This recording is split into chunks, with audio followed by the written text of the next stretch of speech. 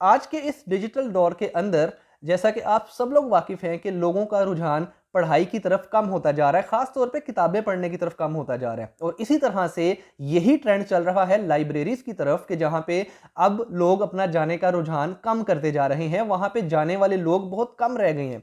अब बहुत मुख्तसर से लोग हैं जो कि लाइब्रेरीज़ में जाते हैं, किताबें ढूँढते हैं, सर्च करते हैं और उनको पढ़ना शुरू करते हैं। और इसी मुसीबत को और इसी परेशानी को भांपते हुए डेनमार्क ने सबसे पहले एक बड़ा अच्छा कदम उठाया है। डेनमार्क ने अपने मुल्क के अंदर जो लाइब्रेरीज़ हैं, वहाँ पे कुछ मिकदार की जो लाइब्रेरीज़ हैं, जहाँ पे लोगों का आना-जाना कम हो गया था, उन्होंने वहाँ पे किताबों को हटाया है और इंसानों को बिठा दिया है। ये कैसा किया है उन्होंने काम?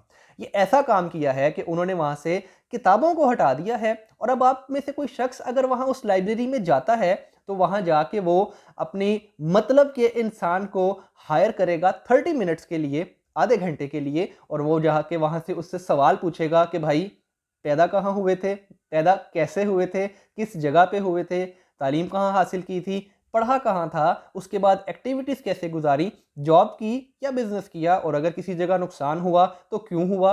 कैसे हुआ? अफेयर चलाए और कितने चलाए? शादियाँ की तो कितनी की? क्यों की? और ये सब कुछ आप जान सकते हैं 30 मिनट्स के टाइम स्पैन के अंदर कि जिसकी पेमेंट आप करते हैं लाइब्रेरी को, यानी कि लाइब्रेरी वालों को आप पेमेंट करेंगे, वो आपको एक ऐसा पर्सन देंगे कि जिसके साथ आप आधा घंटा उसकी ज़िंदगी की कहानियाँ सुनेंगे। अब आपको किताब पढ़ने की ज़रूरत नहीं है, अब आपको कई किताबों का मजमूआ एक शख्स के अंदर नज़र आ जाया करेगा और आप उस शख्स की जितनी भी डिटेल है, उसकी लाइफ स्टोरी है, वो उससे पूछ सकते हैं उस मुकर्ररा वक्त के अंदर। तो कैसी लगी आपको ये आज की बात और ऐसी खबर कि पूरी दुनिया में जहाँ पे इस तरह की कभी कोई चीज़ सुनने को और देखने को नहीं मिली, अगर ये चीज़ कहीं पाकिस्तान या इंडिया में आ जाए या यूएई और सऊदी अरेबिया में आ जाए, जहाँ पे पाकिस्तानियों और इंडियंस की तादाद बहुत ज़्यादा है, तो हम लोग तो वैसे ही एक दूसरे की लाइफ जानने के लिए बेताब रहते हैं कि वो अमीर कैसे हुआ और वो गरीब कैसे हुआ, उसने इतने पैसे कैसे कमा लिए और उसने इतने पैसे कैसे डुबो दिए और उसने इतने पैसे कैसे खर्च कर लिए। जैसे कि अभी लेटेस्ट वाकया चल रहा है मुकेश अंबानी के बेटे की शादी का।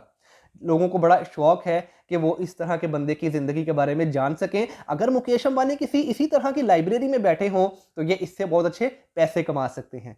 तो आज की पहली खबर तो थी जी डेनमार्क की। दूसरी खबर है जी बड़ी मज़ेदार।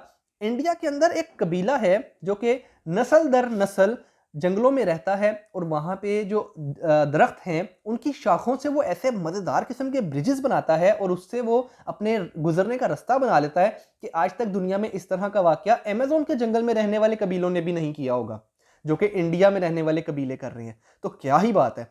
इस तरह की चीज़ें सुन के तो एक एक दफ़ा तो दिल करता है कि बंदा ज़रूर ऐसी जगह पे जाए, उन जगहों को देखे, उन लोगों से मिले और उनके साथ टाइम स्पेंड करे कि वो अपनी ज़िंदगी इतनी सादगी के साथ आज के इस दौर के अंदर बगैर मोबाइल, बगैर इंटरनेट के, बगैर गाड़ियों के और बगैर रिहाइश के, बड़ी अच्छे-अच्छे खानों के बगैर कैसे गुज़ार रहे हैं।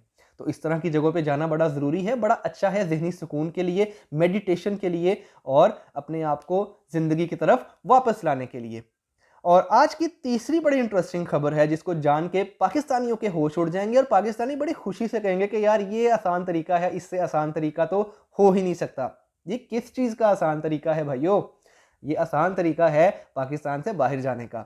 पीआईए के अंदर एक रिवाज कायम हो चुका हुआ है कि माजी में भी पिछले 5 से 10 सालों के अंदर जो स्टाफ पीआईए के अंदर ड्यूटी कर रहा था, ख़ास तौर पे उनकी जब ड्यूटी लगी फ़्लाइट पे, जब वो किसी दूसरे मुल्क में यानी यूरोप में, अमेरिका में या कनाडा में जब उनकी फ़्लाइट के साथ ड्यूटी लगती थी, तो वो वहाँ जाते थे और वहाँ जाके गायब हो जाते थे।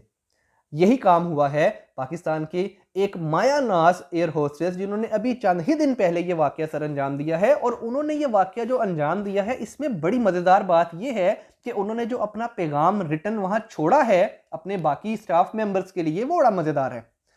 उन्होंने लिखा है जी जाने से पहले अपने एक पेपर पे लिख के उन्होंने पैगाम अपने शायद होटल के रूम में छोड़ा था या अपनी ऑफिस की दराज में रख दिया था कि जब भी कोई पढ़ेगा तो वो इसको दुनिया पे वायरल कर ही देगा। और आजकल इंटरनेट का दौर है, वायरल होने में तो टाइम नहीं लगता। तो क्या पैगाम उन्होंने दिया था? उन्होंने जाने से पहले उसके ऊपर लिखा, शुक्रिया पीआईए।